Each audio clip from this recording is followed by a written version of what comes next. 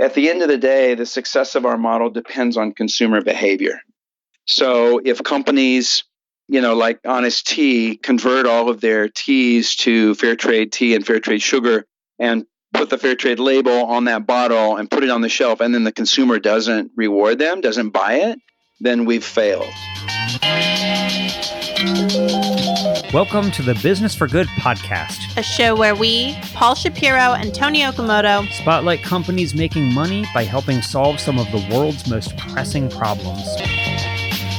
Welcome, listeners. We've got another fascinating episode for you, though I regret to say that I was on my book tour when it was recorded, so I had to miss the actual interview.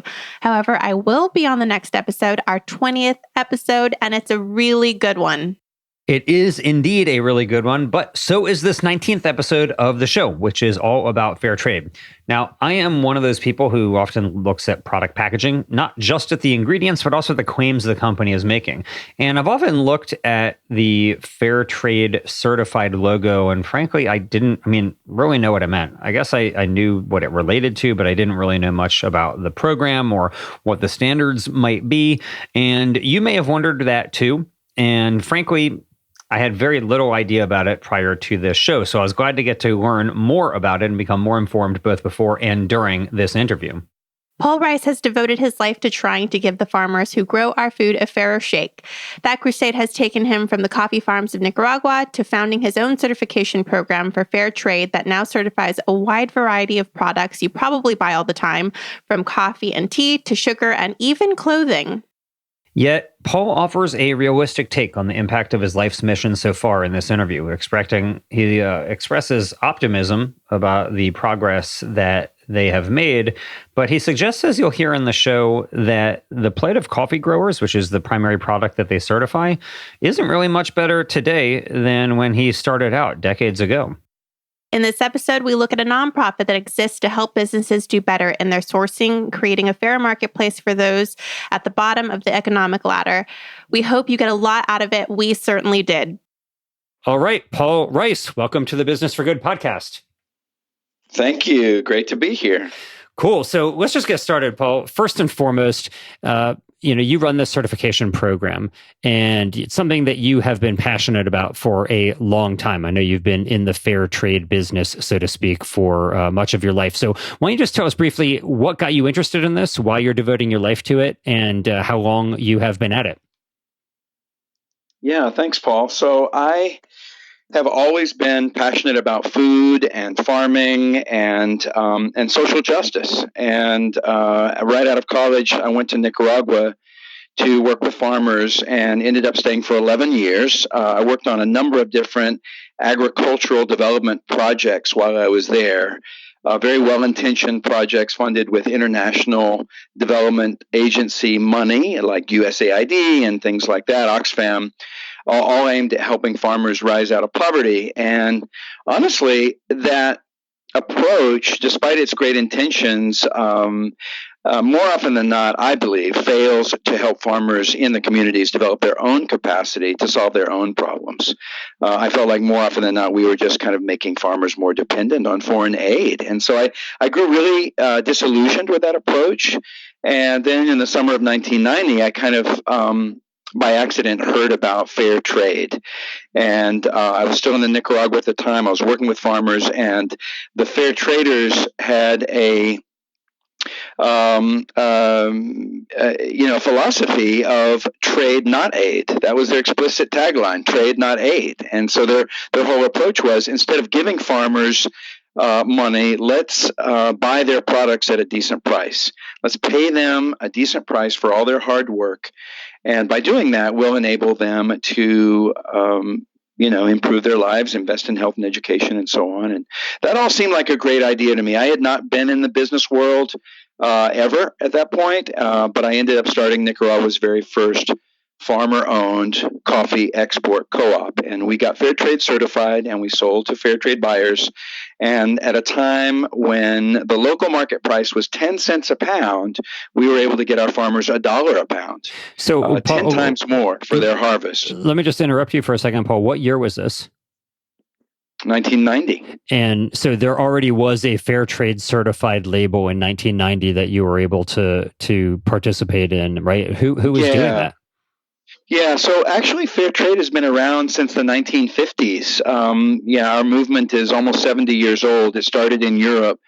There wasn't a lot happening in the U.S. There's a long and very successful history of fair trade in Europe. And so when I got started in Nicaragua in 1990 with our coffee co-op, we sold to European buyers in Holland and Switzerland and Germany. Who, as I said, were willing to pay us $1 a pound for our coffee when local middlemen were paying 10 cents a pound. And so what was the reaction? What was the reaction? That ended up being a tremendous driver of farmer interest and enthusiasm.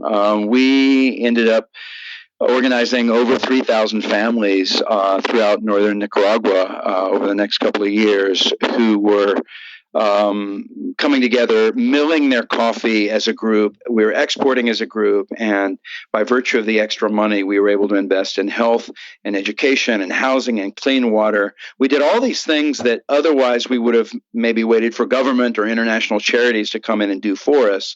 We ended up doing it ourselves thanks to this, more equitable and lucrative trade relationship. And so, of course, the benefit for the farmers, in addition to that, was the pride and the dignity and the self-confidence that comes from solving your own problems. Mm-hmm. So it made me a true believer. And obviously, getting 10x the price that they were getting before, it must have made them the envy of their neighbors, so to speak. Like, what was the reaction among coffee growers when they saw that some people were getting 10x for doing the same thing that they were doing? Everyone wanted to join. Yeah, but assuredly there was only so much demand for Fairtrade certified coffee, right? So who was paying 10x and why were they willing to pay it? These were Fairtrade buyers throughout Europe, and the realization was that by paying farmers a better price for their harvest, these companies could actually lock in the quality that they needed. They could lock in a more transparent and responsible supply chain, and do well by doing good. Mm-hmm. And so, there's definitely a value proposition in the fair trade model for companies. It's not just about helping farmers and workers and protecting the environment. It's also very much about creating a more sustainable model of business. Mm-hmm. So anyway, after running this co-op for 4 years, I realized that my calling was to bring the European fair trade experience to the U.S. And so I moved back in 94. I started Fairtrade USA in 1998. We just turned 20 years old. And, the fair trade movement here in the U.S., while not as old as the fair trade movement in Europe, is actually growing faster and having a bigger and broader impact. And I think that, comes back to this whole notion about business for good. It's the rising tide of businesses here in the United States that are no longer seeing global supply chains as merely a way to exploit cheap labor and get away with low environmental conditions. I think companies realize that doesn't make for sustainable business. It doesn't make for long-term profitability. And that we need greater transparency and traceability in supply chains, not only from a social justice perspective, but also just from a successful business perspective. So when you got started, Paul, back in 98 with Fairtrade USA, you founded the organization because you wanted to presumably scale up what you had been doing in Nicaragua when you were there. How did you come up with these standards? Did you just adopt the European standards? Like, how did you actually create these standards and find a way to enforce them? Yeah, so we did embrace and then adapt and evolve the European standards. So the organization that I founded 20 years ago, Fairtrade USA, is a 501c3 nonprofit. And our mission is to fight poverty and promote sustainable development through a shared value model of sustainable business. And our role is threefold. We and you just asked me about standards. That's kind of our core function. So we define what fair trade means. And I'm sure that our listeners all know about organics. The fair trade standard is similar, right? We have a 200-point checklist of social, labor, and environmental criteria or standards that farms and factories have to adhere to in order to join the fair trade community. And they get audited every year. We send auditors to all the farms and factories, and if they pass the audit, then they get certified, and then that makes them eligible to sell to any one of our 1,300 fair trade companies that we're working with today. And so the companies pay a premium, and this is kind of the secret sauce of fair trade, because sustainability in the mountains of Nicaragua, fair wages and environmental stewardship, that has costs attached to it. And so what we've built is a model in which the companies pay a little bit more for that fair trade coffee or bananas or sugar. And that is what enables not only improvements in farmers' lives, but also adherence to the fair trade standard and all the good practices that they're putting in place around farm stewardship, stewardship of the land and of their ecosystem. So we define the standard, we audit and certify, and then we also train farmers. We have training programs, and that's kind of our threefold function as Fair Trade USA. Cool. So you mentioned both you want justice in terms of the pay for farm workers, but you also mentioned environment. So I presume because of that there are environmental standards that are part of this as well, not just farm worker standards, right? That's right. Yeah, we don't require that farmers go organic, but more than half of our farmers are certified organic. Mm-hmm. But all of our farmers are required to implement rigorous standards around soil conservation, around water conservation, around forest preservation. They're required to implement something called integrated pest management, which is basically a way to reduce the amount of chemical pesticides and herbicides that are used on the land. And so, if you look at the average fair trade farmer relative to farmers that are not fair trade, you're going to see a much higher standard of environmental stewardship and a much more positive environmental impact than in traditional, agriculture. Mm-hmm. Okay. So you mentioned, Paul, that it's a 200-point standard, that there's an annual audit, you get inspected. I'm sure that you don't need a perfect score on the audit in order to pass, but what do you have to do to pass? Like, how many of those tenets do you have to adhere to in order to get certified? So our standards are divided into two sections. There are what we call minimum standards and then progress standards. And the minimum standards are all of the, kind of zero tolerance issues that you would imagine in a standard around social responsibility. So no child labor, no slave labor, no use of the most toxic prohibited agrochemicals, protective equipment for farmers and workers, breaks, at least minimum wage or above, and that doesn't sound remarkable until you look at actual practices in many countries where the minimum wages on the books are actually pretty good and people don't pay them. So we're actually enforcing laws in a lot of countries when the norm is that farms or factories get away with not adhering to the law. So those are all minimum requirements. And then on top of that, we have what we call progress requirements, because our philosophy around sustainability is it's a journey of continuous improvement. Right? It's an unending quest to improve practices in a way that is both sustainable, responsible, and also profitable for the business. And so a lot of our criteria are basically calibrated to support and document this, this ongoing practice that our farms and factories sign up for of continuing their practices around labor and the environment. Mm-hmm. So I saw by reading more about this and anticipation of this interview, it seems like coffee is like the big ticket item for you guys. Obviously, you're doing tea and sugar and coconuts and cocoa, but am I right that coffee is the big ticket item for your certification program?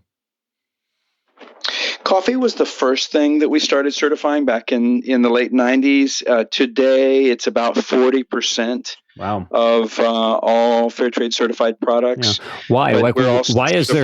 about, Why is there so much more of a demand 30, for? Paul, I'm sorry. Why is there so much more of a demand for, let's say, Fairtrade certified coffee compared to any of the hundreds of other agricultural commodities that people consume?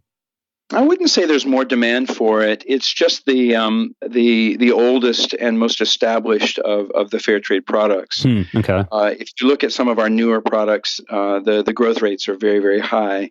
Coffee is an interesting product, though, because 70% of American consumers drink coffee. It's the second most heavily traded commodity in the world after oil. There are 25 million families working in the coffee sector around the world. It's the number one source of export income for many, many countries. And so, if the goal is to transform global capitalism, to make it more humane and sustainable, then coffee is a great place to start because of its global reach, because of its tremendous impact, not only in producing countries, but also here in our own country in terms of, popular culture and consumption levels. So that's why we started with coffee. And so coffee has a 10-year head start on everything else that we're doing. Last year, we certified 180 million pounds of coffee and generated almost $100 million in impact for coffee farmers around the world. But if you look at our other product lines, because we're certifying sugar and chocolate and tea and 20 different fruits and vegetables, and we're certifying apparel and fish, and all kinds of additional products are getting rolled out every year. You'll see very high growth rates there. Apparel, for example, clothing and home furnishings are the fastest growing segment of our business. And I think it's because apparel companies are realizing that they actually don't know what's going on in factories around the world, and they want more visibility. They want more proof that the responsible, sustainable practices are being used. Yeah, I read Shoe Dog by Phil Knight, the CEO of Nike, and was struck by just even his own description of where he thought that they could do better when he started learning about the sweatshop problems, for example, I think in Indonesia, where they were sourcing their shoes at that time. And it did make me wonder why there isn't, you don't see more of these type of third-party certifications for no sweatshops or some type of fair trade for apparel like shoes and clothing. But so coffee is, of course, the most popular at 40%. And I think some of the other things that you just mentioned also were pretty intriguing. But you mentioned fish. I didn't know that you all did animal products. Are fish the only animal product that you all certify, or are there others too? So far, just fish. We started in 2014 looking at certifying fish, and frankly, it wasn't immediately obvious that we had a role to play there, because there are some great organizations that have been certifying and promoting sustainability in the fishing industry for a number of years. Monterey Bay Aquarium and World Wildlife Fund and the Marine Stewardship Council, which has a great certification program. But the common approach of all of these organizations is really to focus on the environmental impact of fishing and not to look at the labor issue. And so a few years ago, there were reports of slavery in the fishing industry and of extreme poverty and exploitation, and no one was looking at the plight of the fishermen. And so it felt like there was a role for fair trade to play.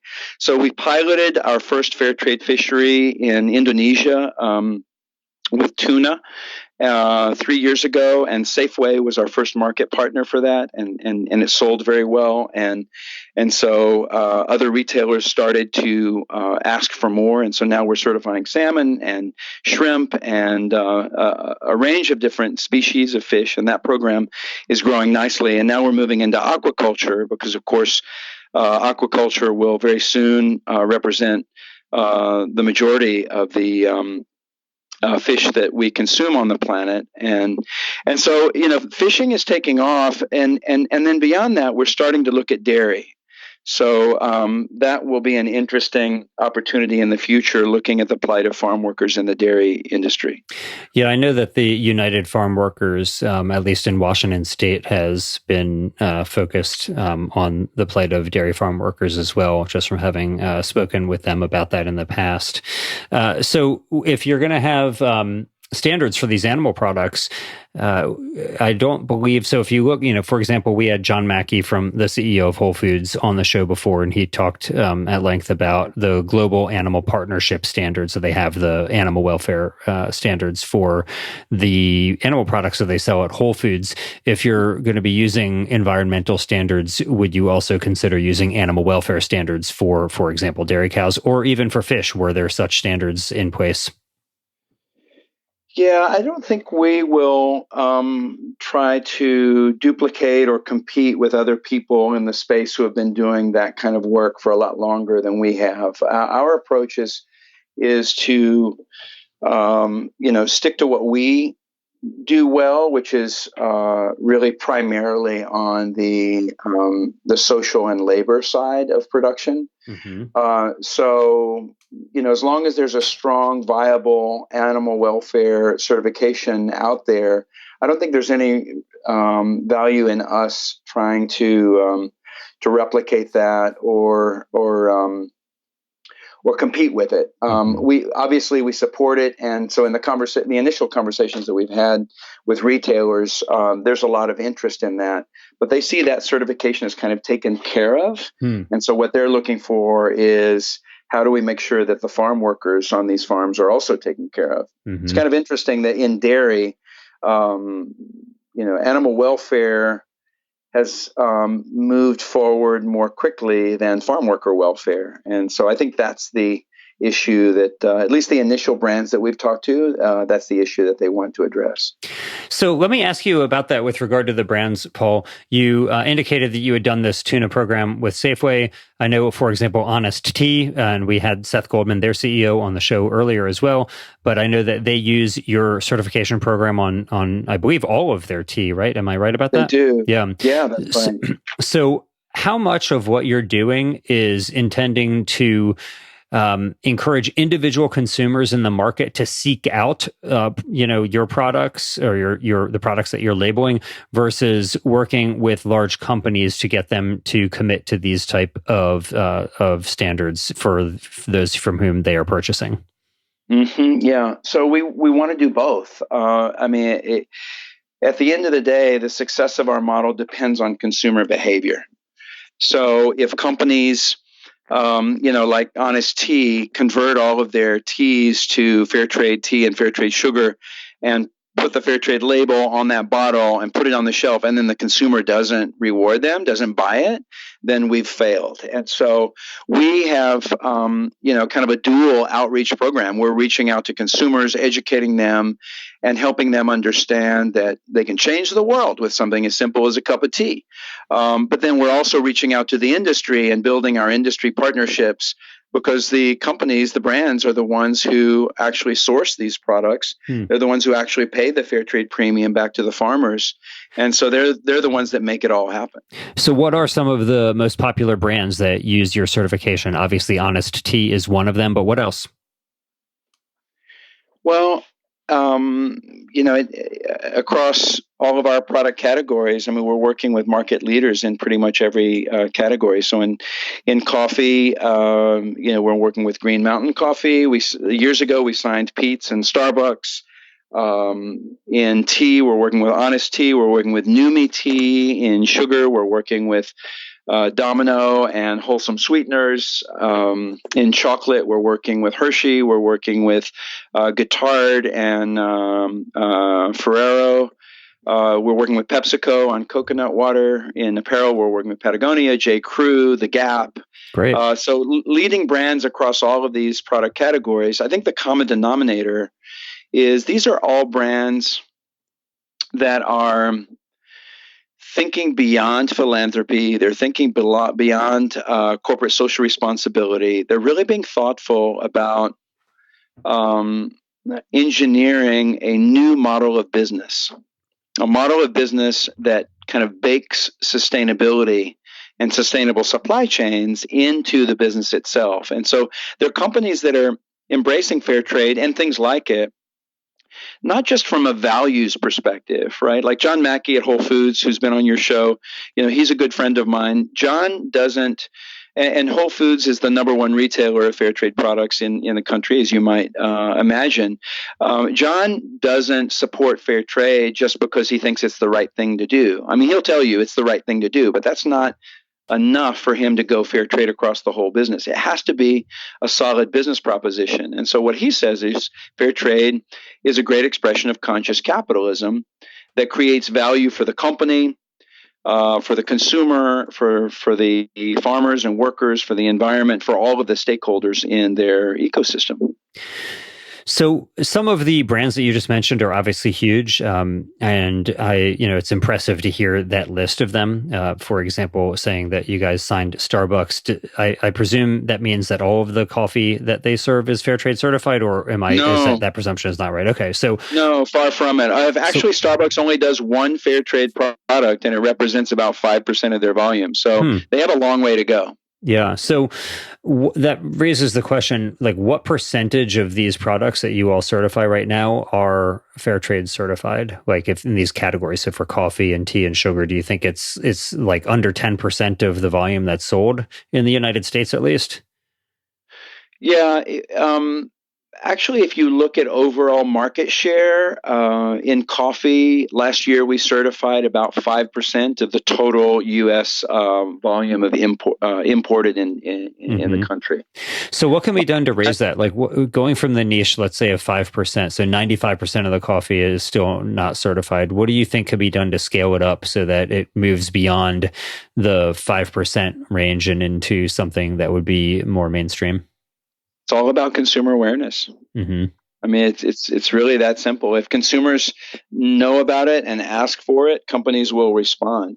And right now, just to take coffee, right now we couldn't have a more compelling case for fair trade in the coffee sector. I'm sure most of our listeners don't realize that world coffee prices have plummeted in the last year.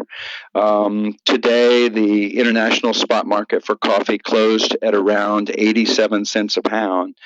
And to put that into context, we've done cost of sustainable production research with Cornell University and found that farmers need at least $1.40 a pound in order to produce their coffee sustainably and be able to put food on the table and keep their kids in school and protect their communities and their environment. And commodity prices are about half of that. And so what that means is we have a humanitarian crisis of global proportions brewing in the coffee industry right now. So fair trade now more than ever. And yet, we've got all of these fancy coffee shops springing up everywhere. They're selling us a cup of coffee for $4 and $5, and the farmer's only getting 2 cents out of that $5 cup of coffee. And Wow. And no one really knows it. Consumers don't really know that coffee farmers are struggling to survive right now. So if we get the word out, and if consumers ask for fair trade, we believe that the market will grow. So do you think that coffee growers today are better off than they were when you were living in Nicaragua? No, definitely not. No, Mm-hmm. I think they face exactly the same challenge, which is just quite simply, how do we make enough money to eat? Mm-hmm. How do we make enough money to keep our kids in school? How do we make enough money to take care of the land? I was meeting with coffee growers last week in Boston. The annual specialty coffee trade show took place last week in Boston, and I met with coffee growers from Colombia, from Nicaragua, from Honduras, from Mexico, from other countries.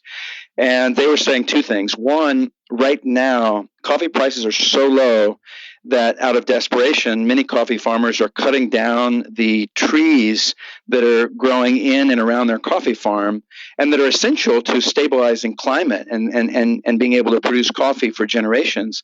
But the farmers have no choice but to cut down their trees and to sell that wood as firewood because they're making such a small return on their coffee. So you see the direct connection between commodity prices and what happens when they go low and things like climate change. Mm-hmm. The other thing they were saying was their reflection was on the immigration issue.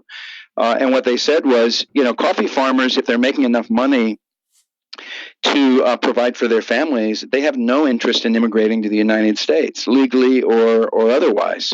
But when prices go low and there's no way to survive, people flee the land and they go in desperation to the big city or they look for work in the United States. And so, we look at these social and environmental issues that our nation is discussing, and they're all connected at the end to the ability of a family in Latin America or anywhere around the world to provide for their, for themselves. And so fair trade, I see fair trade as a way that you and I as consumers can make a difference and help address some of these big issues like climate change, like immigration, which may seem kind of beyond our control. I know many people care about the issues but feel powerless to make a difference. And yet with something as simple as a cup of fair trade coffee, you can help. You can make a difference. So let me ask you then, obviously, as you point out, consumer awareness is important. Hopefully this show will be helpful toward that end. But if you look at other issues, so for example, even if we were talking about animal welfare like we were earlier, there are some organizations that have waged campaigns to persuade retailers just simply not to sell certain products if they don't meet a certain animal welfare standard. So Whole Foods, you can't sell meat in Whole Foods if it doesn't meet the Global Animal Partnership standard. Some of these organizations have even gone so far as to successfully campaign to create laws in states like California that say if you want to sell eggs in California, regardless of where they are produced, they have to meet a certain animal welfare standard. You can't confine the birds in tiny cages, for example. What about strategies like that? Do you think that there's room for exploring strategies for corporate policies that would simply say that all of our products, if you want to sell commodity X to us, whether it's tea or coffee or sugar, you have to meet this standard, or even laws that would require that for it to be sold, that it has to meet a certain standard?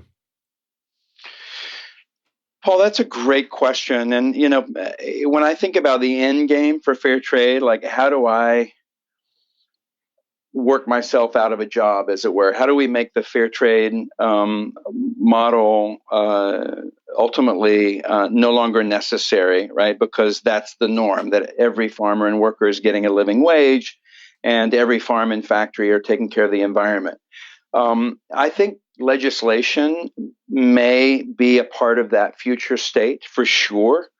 Wouldn't that be cool if, just as now we take the concept of minimum wage for granted, wouldn't it be cool if in the future we took the concept of living wage for granted and that was the norm, and that living wage was translated into commodity pricing so that if it costs a farmer $1.40 to produce sustainably, well, then all coffee would be transacted at $1.40 or higher back to the farmer.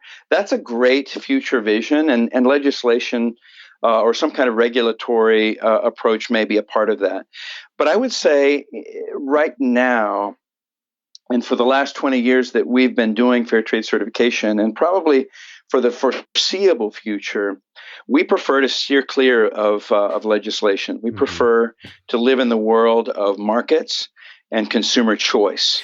So what that means is, we're not going to the government saying force companies to get fair trade certified. What we're doing is we're going to the public, to the consumer, and saying, with a cup of coffee, you can change the world. With a banana, you can change the world. Buy this product and change the world. And that, is leading to extraordinary growth. So I think for now, we're going to stick to that strategy. Sure. So if legislation is at least temporarily off of the table in terms of corporate policies, so for example, Bob Langert, who was for many years a vice president at McDonald's, was a guest on our show, and he talked about the Immokalee workers and how they eventually decided that they were going to pay them a penny more per pound for the tomatoes that they were supplying to McDonald's.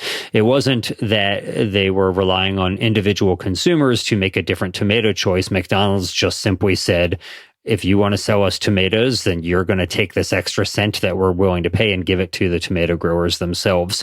Are there plays like that in terms of corporate policies, even if there aren't public policy plays? Are there corporate policy plays? The reason I ask is because when you said a few minutes ago, you don't think that the situation or that the plight of the coffee grower is any better than when you started. And I was thinking, well, that's a pretty sobering view. And I'm sure you're right.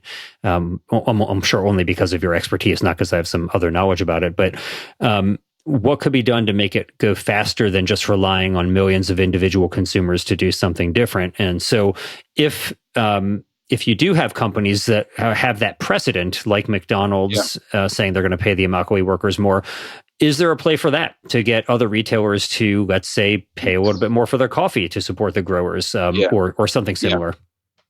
Yeah, I love the way you're thinking about it, Paul. I think that's really smart. And I agree that in addition to simply putting it all on the consumer to kind of pull fair trade through, is there a way to engage with companies and form powerful partnerships where the companies really take the lead and push it through? And we have great examples of that already. So you're right that is a possibility. So for example, Patagonia signed up 4 years ago.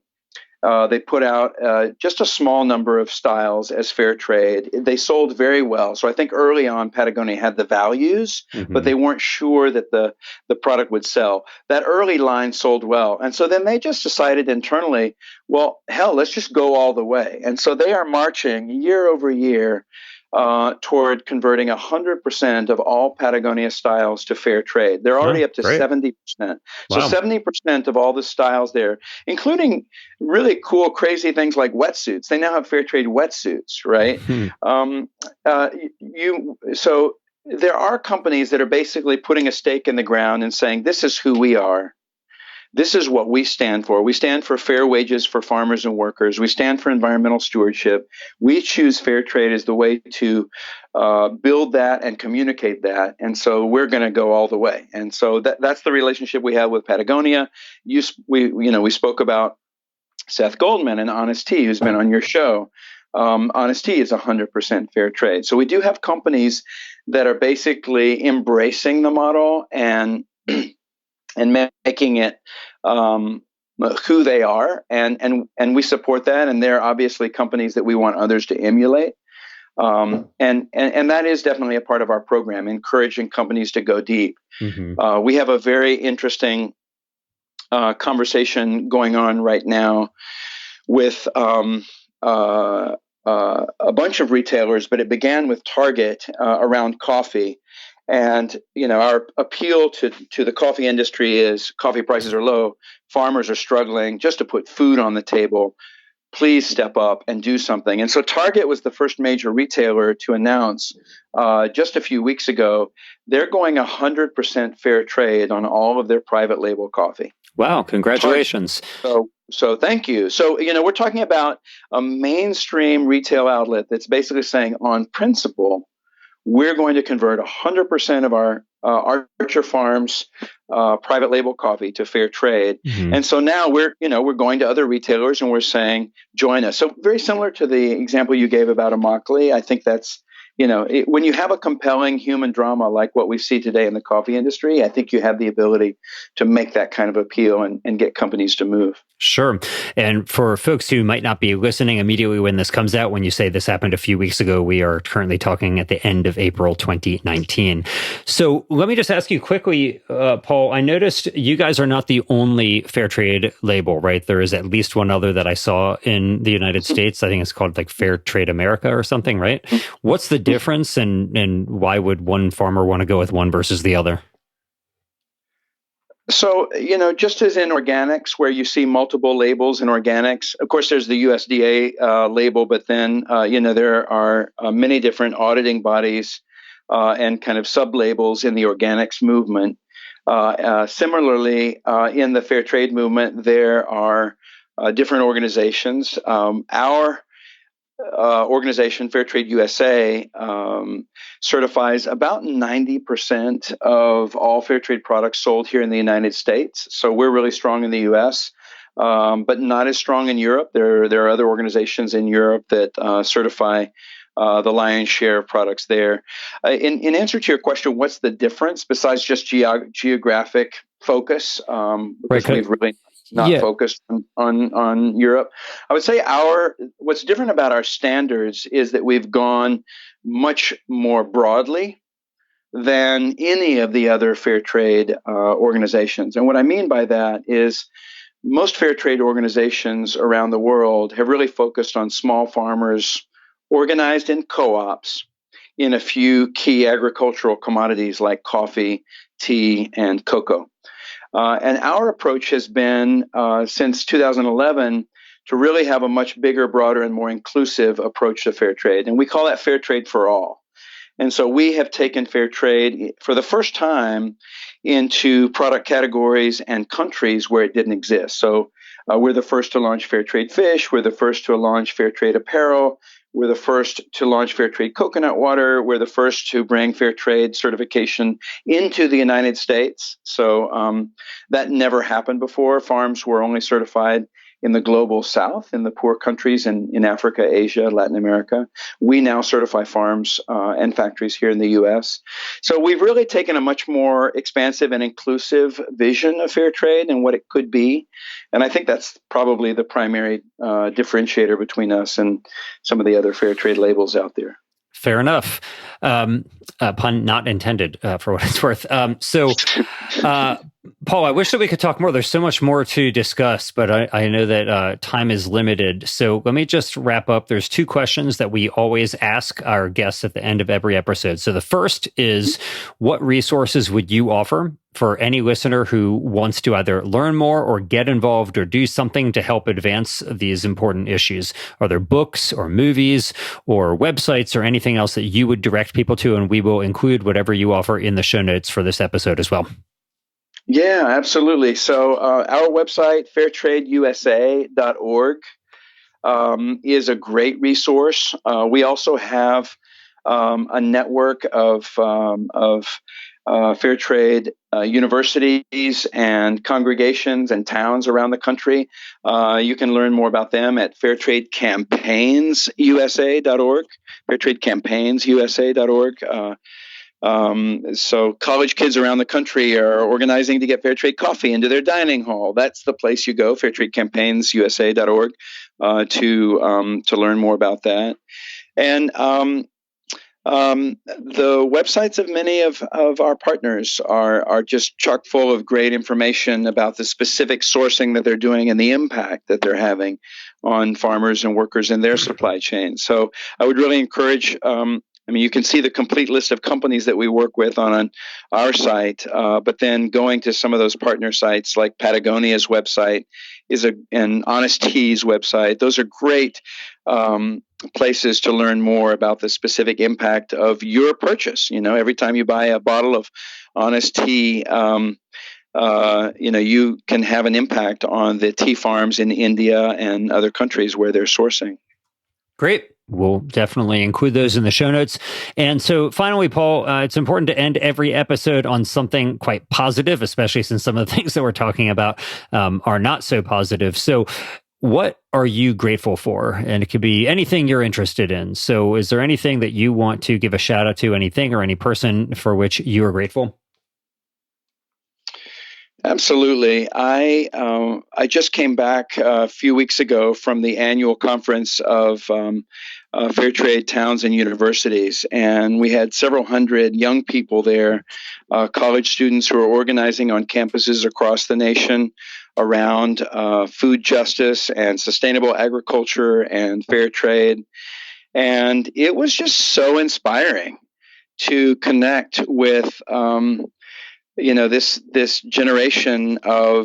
new generation of student activists who see their job not just to kind of shame and blame companies for doing bad things. That's actually not what they're interested in doing. They're interested in supporting positive, powerful alternatives, right? And so fair trade for them is a positive alternative to business as usual, and they're very excited about it. And I was just really inspired and grateful for the perspective and the energy and the enthusiasm of this next generation to make food more sustainable and make food more just. Great. Well, that's definitely something for which to be grateful. I can rest assured. So, Paul Rice, CEO of Fairtrade USA, thanks so much for coming on the show. It was really great to talk with you. I certainly learned a lot, and I'm grateful for what you're doing. Thank you, Paul. I really appreciate it. All right, folks, thanks so much for listening to the show. We hope you got a lot out of it and that you will show us some love. You can rate Business for Good as 5 stars on iTunes, support us on Patreon, and tell your friends interested in business or really just in making the world a better place about the show. And we'd love to hear what you're thinking. Please feel free to contact us anytime via our website, businessforgoodpodcast.com. And as always, we hope that you will be in the business of doing good.